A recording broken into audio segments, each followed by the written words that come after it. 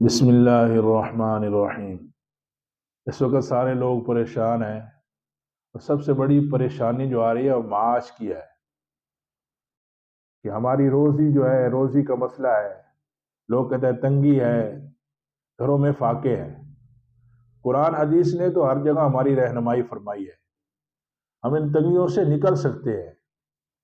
صحابہ رضی اللہ عنہم اجمعین کا سنہرا دور تھا، اس وقت تو عام تھا، لوگوں کے پاس مال ہی مال تھا۔ اس کی بڑی وجہ یہ تھی کہ وہ اعمال والے تھے۔ آج آپ کو ایک بہترین عمل بتاتا ہوں، بہت خوبصورت عمل ہے، بہت آسان ہے، لیکن عمل تو اس وقت آسان ہے جبکہ اس کے عمل کے اوپر عمل کیا جائے۔ اگر عمل کیا ہی نہ جائے تو پھر تو کام نہیں ہوگا۔ اس لیے بہت بہترین عمل ہے، آپ یقین کے ساتھ یہ عمل کریں۔ 100 دفعہ یا رزاق یا رزاق یا رزاق پڑھیں، 100 دفعہ پڑھیں روزانہ۔